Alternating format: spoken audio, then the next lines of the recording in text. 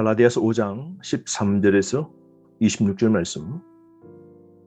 본문의 내용은 성도의 마땅한 생활 자세를 언급하고 있는데요.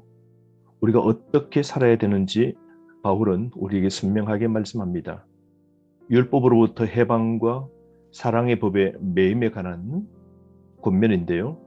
율법에서 자유한 삶은 방종의 삶이 아님을 말씀합니다. 13절, 형제들아 너희가 자유를 위하여 부르심을 입었으나 그러나 그 자유로 육체의 귀회를 삼지 말고 오직 사랑으로 서로 종로로 타라. 권면하고 있죠. 명령입니다. 독자의 삶에 대한 권면이 시작되고 있는데요.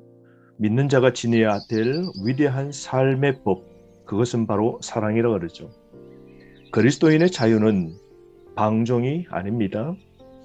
성령의 내주하심과 그 능력으로 이웃을 자신처럼 사랑할 수 있는 것이죠. 이웃을 사랑하기에 죄 가운데 행하지 않는 겁니다. 죄로부터의 자유, 죄로부터 벗어난 자유를 말씀하고 있는데요. 율법에서 자유한 삶, 방종의 삶이 아닐진데 율법을 성취하는 삶을 살아야 되는 것이죠. 그것은 13절 사랑으로 서로 종로로 타는 것이고요. 16절 말씀 성령을 따라 행하는 것이고 육체의 욕심을 제어해야 되고 22절 말씀처럼 성령의 열매를 맺어야 됩니다. 자유와 대비되는 방종, 또 율법과 대비되는 믿음을 바울은 분명하게 말씀하죠. 사랑으로 서로 종로로 타라라고 그러는데요. 이 명령은 사랑의 법 아래에서 행하며 살아가야 된다는 것입니다. 자신을 돌보듯 이웃을 돌보라는 거죠. 타인을 사랑하고 타인을 섬기는 종으로 사용하라는 겁니다. 타인을 향한 관심과 염려, 그리고 동정과 공감과 친절을 베푸는 것, 그것이 믿는 자의 삶이죠. 섬김을 위한 자유, 상호 섬김의 삶이고 이웃의 종이 되는 진실한 삶을 살라 권면합니다. 15절 말씀 계속해서 만일 서로 물고 먹으면 피차 멸망할까 조심하라. 계속해서 현재 시제입니다. 앙숙지간처럼 양쪽 다 서로 싸우면 피차 다 망한다는 것이죠. 그러므로 우리가 서로 비판하고 비난하고 고소하고 상처 입히고 이용하고 수군거리면 양쪽 다 망하는 겁니다.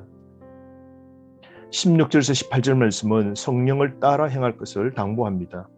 육체의 소욕과 성령은 함께 할 수 없는 것이죠. 본질이 다른 겁니다. 성령을 따라 걸어야 되는 겁니다. 16절 내가 이르노니 너희는 성령을 따라 행하라. 그리하면 육체의 욕심을 이루지 아니하리라.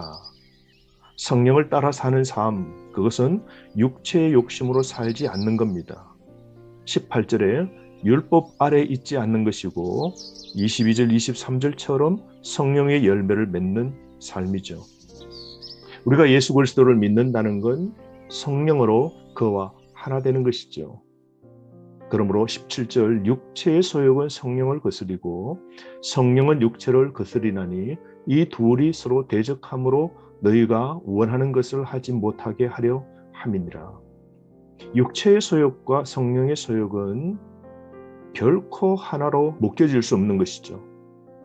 어둠과 빛의 충돌입니다. 내면은 영과 육의 치열한 전쟁터인 것이죠. 그러므로 우리는 우리 속에서 육체의 열매와 성령의 열매를 가득 맺는 삶을 살아야 되죠.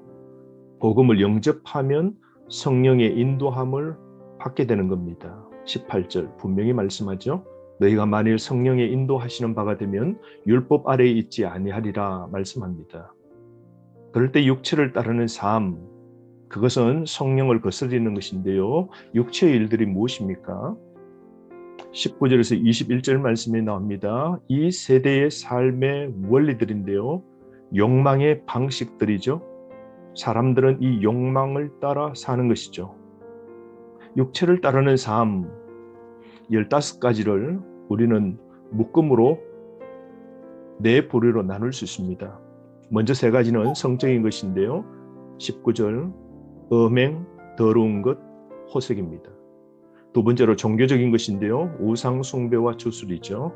세 번째로 인간관계에 대한 건데요.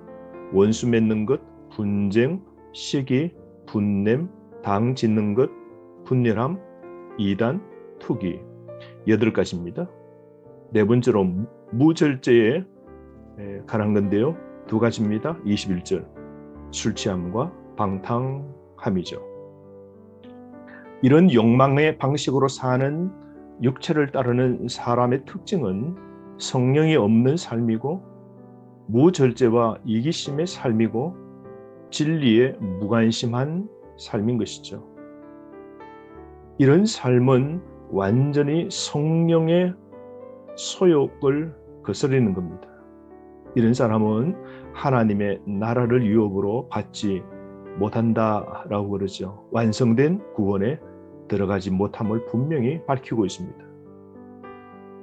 그러면서 22절, 23절에는 육체의 열매, 육체의 일들 대신 반대편에 있는 성령의 일들을 말씀하는데요. 22절, 23절입니다.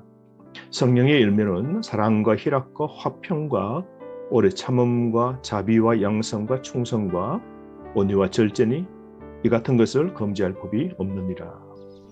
성령을 따르는 삶, 이것은 세 가지로 묶어볼 수 있는데요. 먼저 사랑과 희락과 화평, 두 번째로 오래 참음, 자비, 양선, 세 번째로 충성, 온유, 절제. 이렇게 세 가지로 우리는 묶을 수 있습니다. 우리는 주님께 보여드릴 열매가 무엇입니까? 내 안에 찾을 수 있는 열매는 무엇이죠? 특별히 성령의 건강한 삶의 모습인데요. 거듭난 성도라면 누구라도 맺어야 될 열매이죠. 성도의 진실된 삶의 열매들입니다. 먼저 이 성령의 건강한 삶의 모습은 열매로 나타나는데요. 성도 안에서 만들어져 밖으로 드러나는 것입니다. 은사는 하나님이 우리에게 주시는 선물이죠. 밖에서 주어지는 것이지만 열매는 우리 안에서 형성되는 겁니다. 또한 성령의 열매는 단수 동사입니다. 9가지 목록 전체가 열매라는 하나의 모습을 갖추고 있는데요. 모두 사랑의 요소를 가지고 있죠. 고린도전서 13장 4절에서 7절 거기에서 말하는 사랑의 요소를 성령의 열매가 다 포함하고 있습니다. 또 다른 특징이 있다면 모두 인격적 관계성을 갖고 있는 겁니다. 그러므로 갈라디아 교회 분열과 문제 해결을 위한 열쇠로 성령의 건강한 삶, 성령의 열매를 바울은 설명하고 있습니다. 그리고 우리 삶 속에 이런 아름다운 모습을 맺어가라고 부탁하고 있죠. 성령의 열매를 전체로 하나로 묶으면 자기 절제와 이웃 사랑입니다. 그러므로 우리의 삶은 어떻게 살아야 되는 것이죠? 갈라디아 교회들의 분쟁, 다툼 등 윤리적 문제들이 있었음을 암시하는데요. 이런 문제들의 해결은 율법 강화가 아니라 성령 따라 사는 길이죠. 성도를 이끄는 성령의 견인 사역이 우리를 진리 가운데로 인도하시는 겁니다. 그러므로 우리 성도는 예수 그리스도를 믿게 하고 회개하여 중생케 하시는 성령의 사역, 이 성령의 세례를 통하여서 우리는 거듭나게 되죠. 거듭난 성도 속에 심령 안에 성령이 임재하십니다. 우리는 이것을 성령의 내주라고 그러죠. 그 내주하신 성령이 이후 반복적으로 하나님의 능력과 은혜를 체험하도록 합니다. 이걸 성령 충만이라고 합니다. 그러므로 우리가 성령 충만한 삶, 그리스도 안에서 성령을 따라 사는 삶을 살 때 우리는 아름다운 성령의 열매를 맺어갈 수 있는 것이죠. 오늘 이 성령의 열매를 세 가지로 나눴는데요. 첫 번째 하나님과의 관계를 말하고, 두 번째로 사회적 미덕을 말하고, 세 번째 단락에서는 개인적 신실함을 말씀하고 있는 것이죠. 성도 여러분, 성령으로 사는 삶, 오늘 우리에게 있어야 되며 성령의 열매 있는 삶이 우리 속에 나타나야 됩니다.